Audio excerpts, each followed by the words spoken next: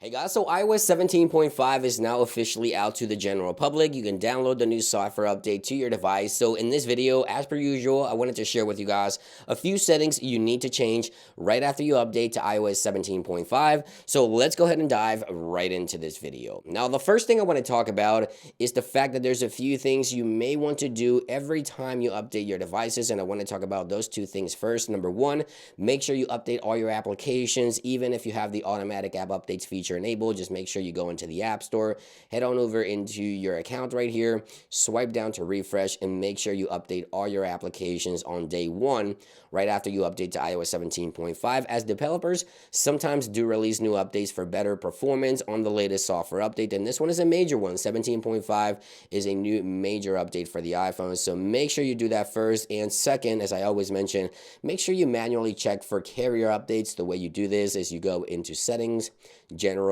about, and on the center of the screen, if you get a pop-up notification asking to update your carrier settings, obviously make sure you do so. So now let's go ahead and talk about some of the settings you may want to change and look into right after you update to 17.5. So with iOS 17.5, Apple added a new feature called repair state. So this allows you to set your device into a repair state without having to remove the Find My feature from your device, or turn off Find My, or even turn off the stolen device protection. Now the way you enable this is by going into the Find My application onto your device. So let me go ahead and show you how you can do this. Now only do this if you're going to take your device in for repair, whether you're getting a new battery for your device or a new screen. If you don't want to turn off that Find My feature, you can jump into the Find My application on your iPhone. Make sure you head on to devices right here, select the iPhone that you're taking in for repair.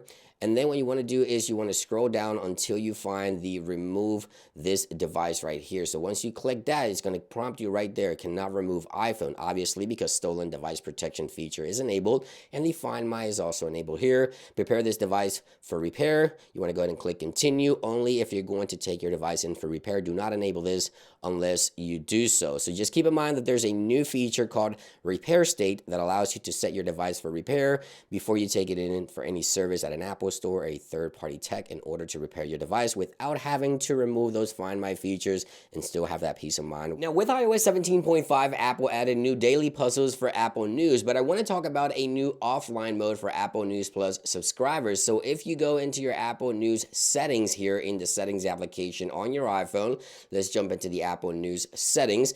We now have obviously the automatic downloads and download options for offline Apple News Plus mode. As you can see right there, you have all these options available. You can enable these options for recent stories, automatic download, save stories, magazines, puzzles. We also have audio stories, and we also have, of course, the optimized storage option, which I highly recommend you enable. These are going to be options for Apple News Plus subscribers for automatic offline. So if you're going on a plane or on a trip where you don't have any network connection, you'll be able to enjoy all of those things without an internet connection. So yeah, that's something new and some settings I highly recommend you look into right after you update to iOS 17.5. Now, for those of you asking in regards to the battery, as I mentioned on my previous videos, isn't the best with iOS 17.5.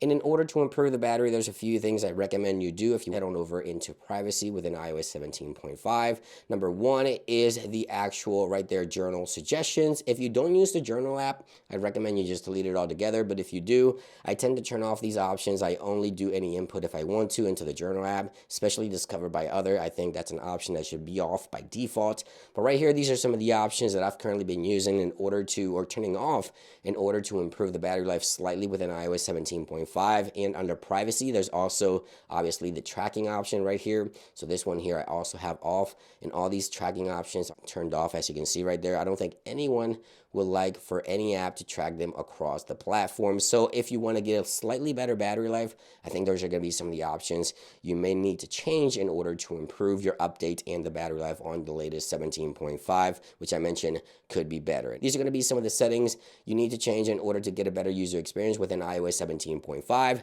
Thank you for watching, and I'll see you guys on the next one. Peace.